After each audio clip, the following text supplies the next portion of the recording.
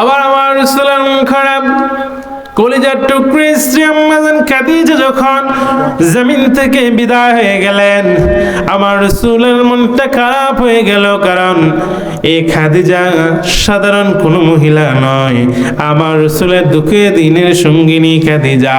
যেই খাদিজা আমার রাসূলকে সুখে দুঃখে সব সময় ছাতার মতো শেল্টার দিয়েছে, আমার রাসূলকে সব সময় সঙ্গ দিয়ে দিয়ে আমার রাসূলকে সাহস দিয়ে এসেছে, ওই খাদিজা যখন জমিন থেকে বিদায় হয়ে গেলেন, আমার রাসূলের মনটা খারাপ হয়ে গেল।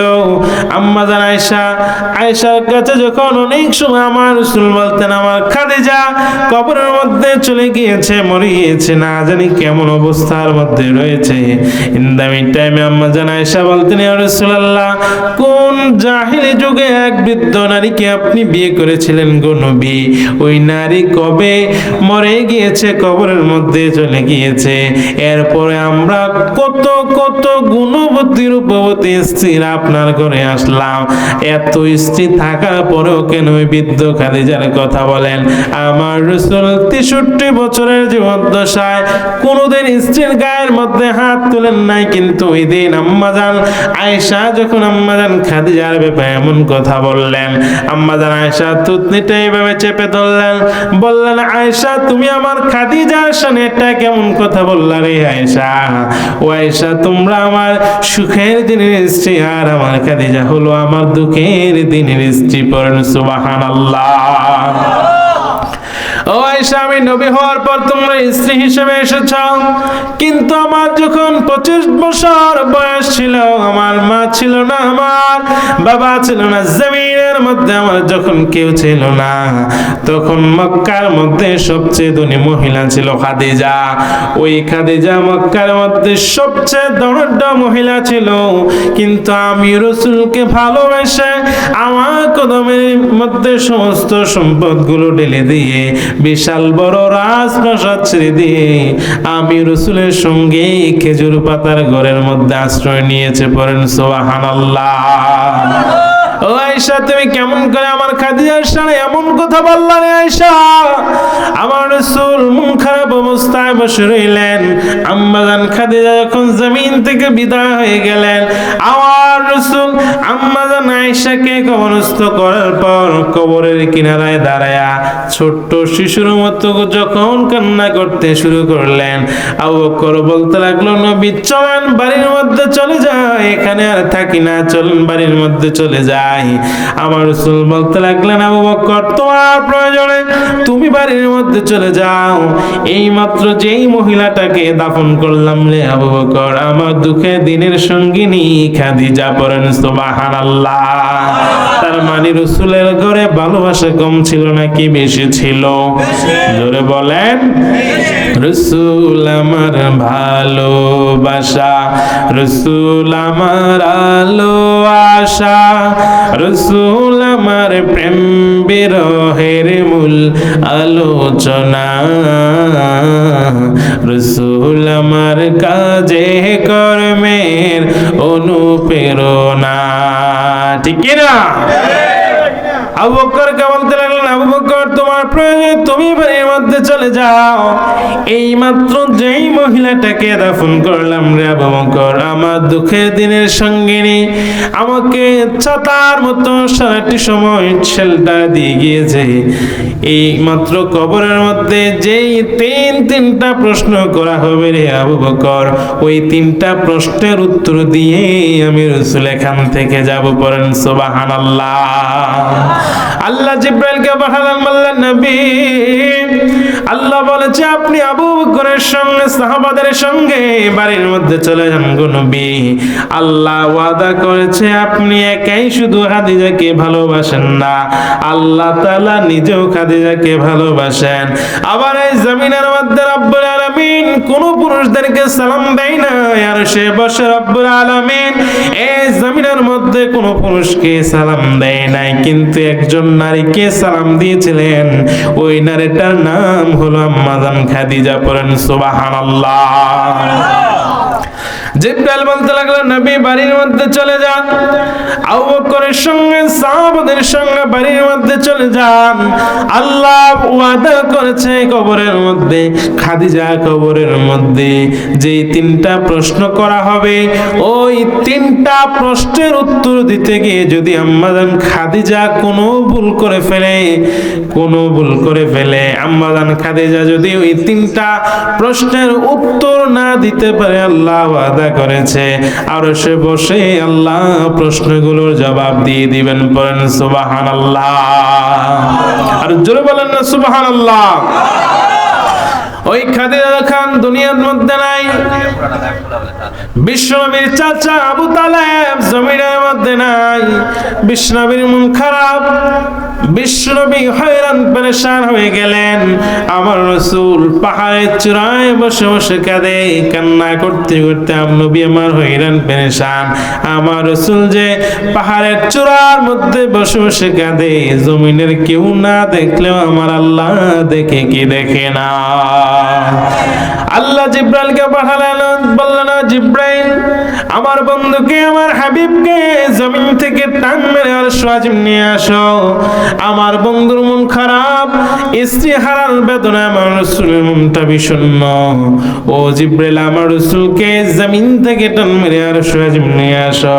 আমার বন্ধুকে আমি এমন একটা উপহার দিতে চাই, এমন একটা সারপ্রাইজ দিতে চাই যে উপহারটা তুমি জিব্রাইলের হাত দিয়ে দিতে চাই না, ওই উপহারটা আমি আল্লাহ নিজেই দিতে চাই। জিব্রাইল এসে আমার রাসূলকে উম্মে হানির ঘর থেকে উঠে হাতিমে কাবার মধ্যে শোয়া দিলেন। আমার রাসূলকে হাতিমে কাবার মধ্যে শোয়া গলা থেকে নাভি পর্যন্ত কেটে ফেললেন। আমার রাসূলকে যখন গলা থেকে নাভি পর্যন্ত কেটে ফেললেন, জমজমের পানি দ্বারা বিশ্ব নবীর হৃদয়টাকে ধৌত করে আবার হৃদয়টা প্রবেশ করিয়ে দিলেন। এরপরে আমার রাসূলকে একটা অন্ধকারাচ্ছন্ন মরুভূমির মধ্যে নামানো হলো। জিব্রাইল বলতে লাগলেন ও নবী দোয়া করেন। আমার রাসূল দোয়া করলেন আর বললেন ও জিব্রাইল এই জায়গা তো চিনলাম না, এই জায়গায় কোনোদিন আসি না, এটা আবার কোন জায়গা? জিব্রাইল বলতে লাগলো নবী এই জায়গাটা কিছুদিন পর আপনি আপনার সঙ্গে আবু বকরকে নিয়ে এই জায়গার মধ্যে হিজরত করবেন, এই জায়গাটার নাম হলো ইয়াসরিব। করেন সুবহানাল্লাহ। এরপর আমার রাসূলকে এখান থেকে উঠায়া উঁচু পাহাড়ের চূড়ার মধ্যে নামালেন, বললেন নবী দোয়া করেন। আমার রাসূল দোয়া করলেন আর বললেন ও জিব্রাইল এটা আবার কোন জায়গা? এই জায়গা তো চিনি না। জিব্রাইল বলতে লাগলো নবী এই জায়গাটা দুনিয়ার সাধারণ কোন জায়গা নয়, এই জায়গার কথা কোরআনের মধ্যে কসম কেটেছিলেন কে? আর জোরে বলেন রব্বুল আলামিন বলেন ওয়া তুর সিনিন।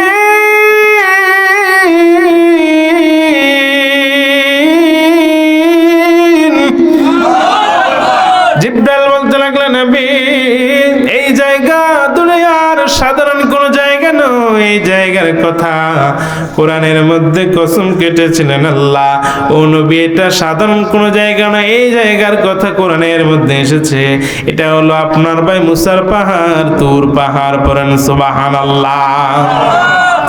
কত কত কিছু করে আমার রাসূলকে আরশ আজিম নিয়ে গেলেন। আমার রাসূল আরশ আজিম আল্লাহর সাথে দেখা করে যখন জমিনের মধ্যে আসলেন, মসজিদুল হারামের কিনারার মধ্যে আমার রাসূল হেলান দিয়ে বসে রইলেন। আবু জাহেল, উতবা, শাইবা, ওয়ালিদ ইবনে মুগিরা বিশ্ব নবীর চতুর্দিক দিয়ে ঘিরে দাঁড়ালেন। আমার রাসূল বলতে লাগলেন গত রাতে আমি মেরাজে গিয়েছিলাম, বাইতুল মুকাদ্দাস গিয়েছি, লক্ষাধিক নবীর সামনে নামাজ আদায় করে 7 আসমান টপকে আরশ আজিম গিয়ে আল্লাহর সঙ্গে দেখা করে আবার বুরহর আগে জমিনের মধ্যে নেমে আসলাম। আবু জাহেল বলতে লাগলো আব্দুল্লাহর ছেলে মুহাম্মদ এতদিন যা বলছে আর না বলছে, এখন মুহাম্মদ পরিপূর্ণ পাগল হয়ে গিয়েছে। পরে নাউযুবিল্লাহ। মুহাম্মদ পাগল হয়ে গিয়েছে।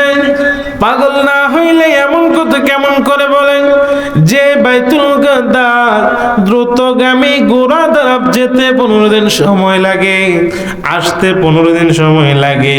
মুহাম্মদ এক রাতে কেমন করে বাইতুল মুকাদ্দাস গিয়েছে, আবার নাকি 7 আসমান পার হয়ে সিদরাতুল মুনতাহা পার হয়ে আরশ আজিম গিয়ে আল্লাহর সঙ্গে দেখা করে নাকি ফজরের সময়, ফজরের আগে জমিনের মধ্যে নেমে এসেছে। এমন মাথা খারাপ কথা পাগল না হইলে কেউ বলতে পারে না। চলো চলো আবু বকরের কাছে যাই। যে আবু বকর এই আব্দুল্লাহর ছেলে মুহাম্মদকে এত এত ভালোবাসে, এই তো সুযোগ আবু বকরকে আমাদের দলে আনার জন্য।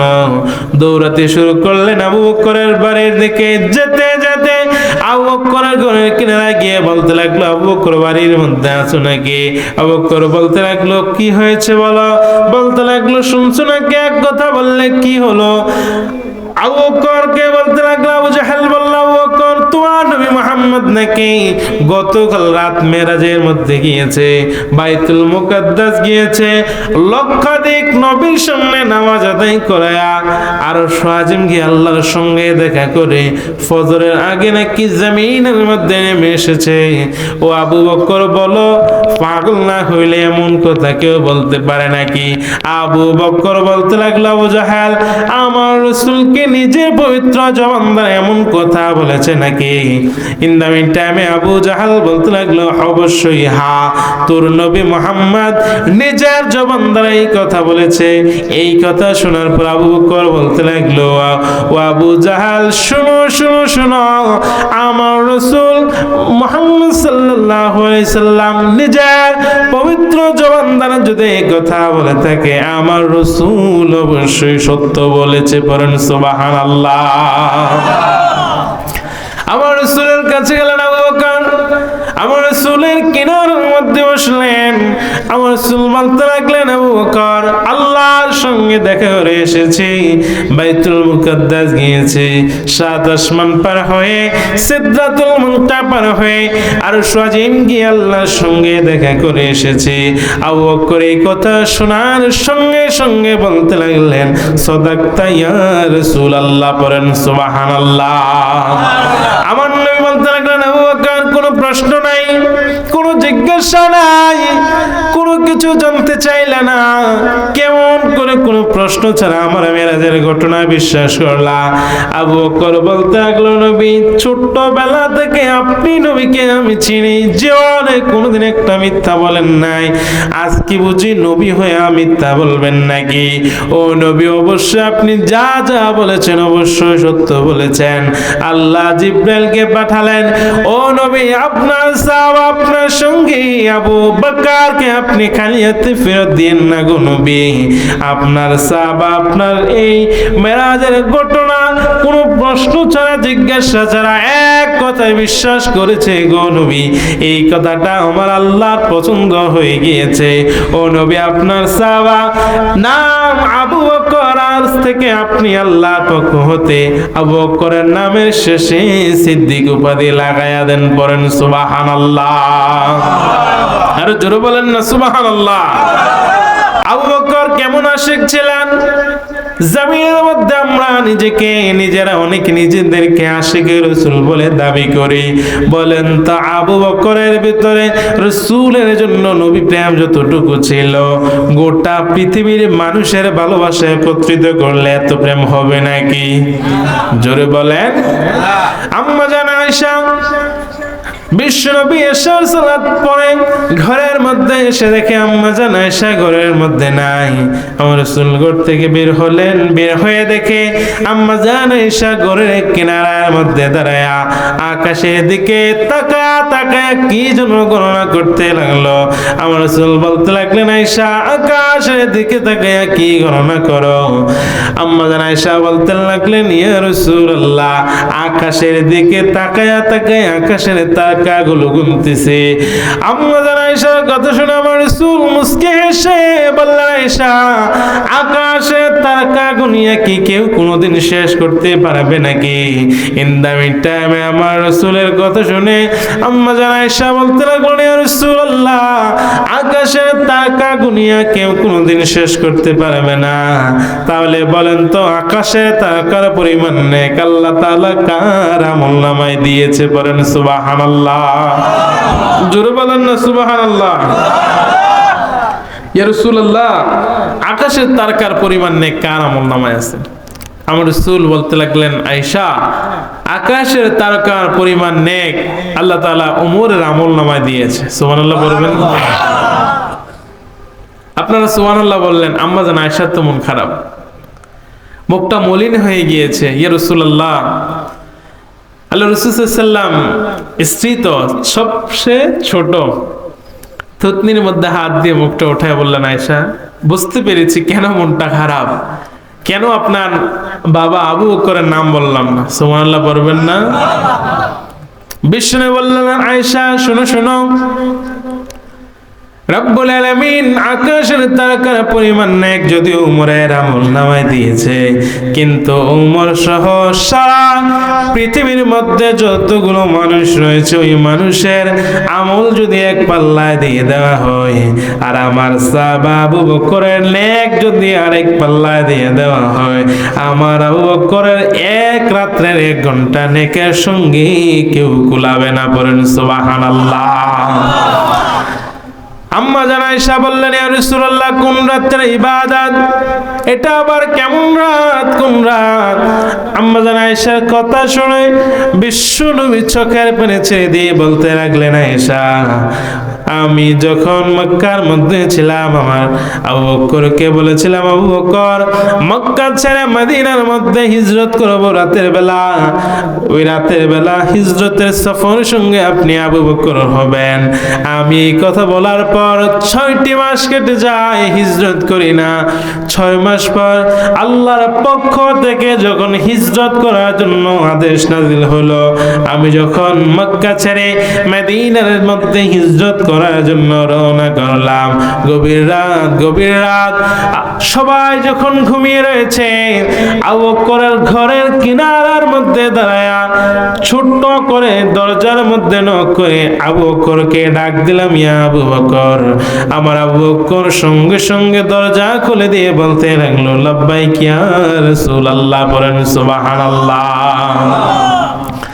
বিষ্ণু বললেন, আবু বকর, সবাই ঘুমিয়ে রয়েছে, গভীর রাত, আপনি কি ঘুমান নাই? ও আবু বকর, সবাই ঘুমিয়ে রয়েছে, আপনি কেন ঘুমান নাই? আপনি কি অসুস্থ নাকি? কেন আপনি ঘুমান নাই? আবু বকর চোখের পানিগুলো ছেড়ে দিয়ে বলতে লাগলো, ইয়া রাসূলুল্লাহ, আজ থেকে 6 মাস আগে আপনি আমাকে বলেছিলেন মদিনার মধ্যে হিজরত করবেন, রাতের বেলা মদিনার মধ্যে হিজরত করবেন, আর আমি আবু বকর নাকি আপনার হিজরতের সঙ্গী হব। ইয়া রাসূলুল্লাহ, আল্লাহর কসম করে বলি গো নবী, যেদিন বলেছেন আমি আবু বকর হিজরতের সঙ্গী হব, আজ থেকে 6 মাস পর্যন্ত আমি আবু বকর রাতের বেলায় বিছানার মধ্যে পিঠ লাগাইয়া ঘুমাই না। পড়েন সুবহানাল্লাহ। আবু বকর বলতে লাগলো, ইয়া রাসূলুল্লাহ, শুধু আমি ঘুমাই না, আমার মেয়ে আসমা আপনার জন্য ঘুমাই না। প্রতিদিন রাতের বেলা কিছু কিছু নাস্তা তৈরি করে রাখি। বুঝি রাসূল আসলো মক্কা থেকে মদিনা, অনেক লম্বা পথ, যেতে যেতে রাসূলের ক্ষুধা লেগে যাবে, এই জন্য প্রতিদিন কিছু না কিছু নাস্তা তৈরি করে। আমার রাসূল বলতে লাগলো, আবু বকর, আপনি ঘুমান নাই কেন? ঘুম থেকে উঠেও তো যাইতে পারতেন। আমার রাসূলের কথা শুনে আবু বকর বলতে লাগলো, ইয়া রাসূলুল্লাহ, ঘুম মরণের মতো আমি আবু বকর যদি নিদ্রার মধ্যে ঘুমিয়ে থাকতাম, আপনি নবী যদি এসে আমার দরজার মধ্যে আবু বকর বলে আমাকে না পেয়ে যদি আপনি হতাশ হয়ে একাই মদিনার মধ্যে যেতেন, আমি আবু বকর এই মুখটা কেমন করে হাসরের ময়দানে আল্লাহকে দেখাবো? ইয়া রাসূলুল্লাহ, আপনার ভালোবাসার জন্য, আল্লাহর জন্য আমি আবু বকরের ঘুমকে কুরবানি করে দিয়েছি। পড়েন সুবহানাল্লাহ।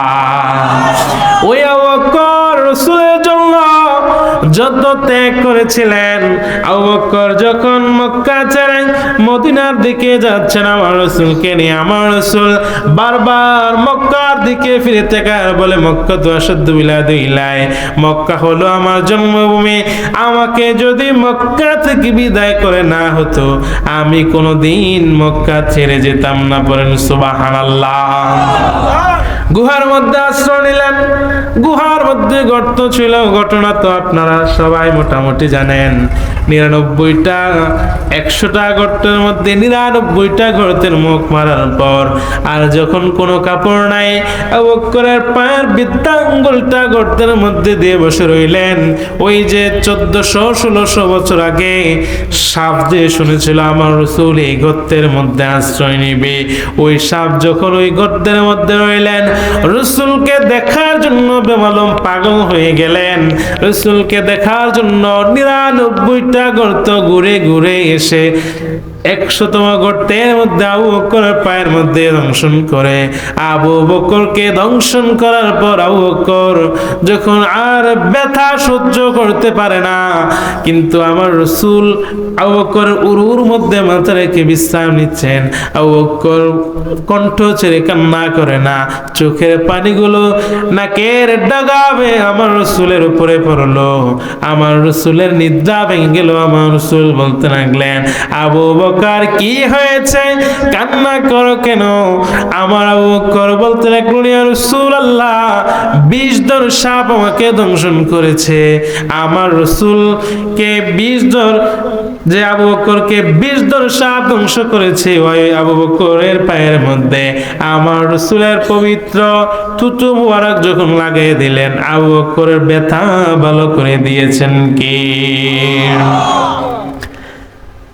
আবু বকর এত ভালোবাসছেন রাসূলকে যে আবু বকর রাসূলের জন্য এত এত ত্যাগ স্বীকার করলেন, এত ভালোবাসলেন, এত কিছু করলেন যে আবু বকর এই কাজগুলো করেন নাই, কিন্তু আমরা রাসূলকে আবু বকর থেকেও বেশি ভালোবাসি। এটা প্রমাণ করতে চাই অনেক সময়, ঠিক কিনা? এমন এমন কিছু করে যেটা আবু বকর করে নাই, ওমর করে নাই, ওসমান আলী করে নাই। বলেন তো, আবু বকরের ভালোবাসার কাছে আমাদের ভালোবাসার কোনো দাম আছে? কথা বলেন, আছে? আবু বকর ওই ভালোবাসাগুলো কেন বুঝলেন না, যে ভালোবাসাগুলো আমরা দেখাতে যাই? কথা বলেন, ঠিক কিনা? বিবেক খাটায়েন।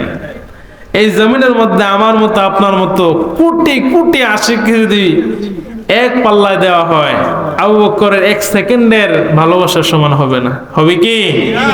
তাহলে আমি আর আপনি কেমন আশিক রাসূল? কিন্তু আল্লাহ রাসূলকে আমাদেরকে ভালোবাসতে হবে। আল্লাহ রাসূল সাল্লাল্লাহু আলাইহি ওয়াসাল্লামকে সব কিছু থেকে ভালোবাসার বেশি ভালোবাসার নামই হলো ঈমান, ঠিক কি না?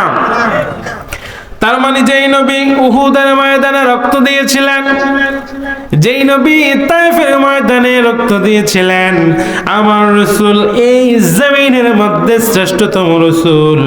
আমার রাসূল ক্ষুধার যন্ত্রণায় 3 দিন থেকে 7 দিন পর্যন্ত পেটের মধ্যে পাথর বেঁধেছিলেন। আল্লাহ তাআলা প্রত্যেকটা নবীকে স্পেশাল একটা দোয়া শিখিয়ে দিয়েছিলেন, যে দোয়াটা করলে আমার রাসূল, যে দোয়াটা করলে সঙ্গে সঙ্গে আল্লাহ তাআলা কবুল করে নেয়। কিন্তু এই জমিনের মধ্যে সমস্ত নবীরা বিপদের সময়, মুসিবতের সময় দোয়াটা করে আল্লাহর কাছ থেকে নাজাত পেয়েছিলেন, কিন্তু আমার রাসূল এত কষ্ট করলেন, কাফেরদের হাতে অত্যাচারিত হইলেন, কাফেররা মারলো, কাফেররা গালাগাল করলো। আমার রাসূল পাহাড়ের চূড়ার মধ্যে যখন নামাজরত অবস্থায় থাকতেন, আমার রাসূলের গলার মধ্যে রশি পেঁচায়া 2 দিক থেকে টানতেন, আমার রাসূলের জিহ্বা মুবারকটা বের হয়ে যাইত। এরপর আমার রাসূল কাউকে বদদোয়া দিতেন না। বলেন সুবহানাল্লাহ। আমার রাসূল সিজদার মধ্যে থাকতেন, কাফেররা উঠে দাঁড়িয়ে পড়েও আমার রাসূলের পিঠের মধ্যে উঠায় দিতেন। এত এত কষ্ট দিলেন আমার রাসূলকে, এরপর আমার রাসূল কাফেরদেরকে বদদোয়া দেয় নাই। বলেন সুবহানাল্লাহ।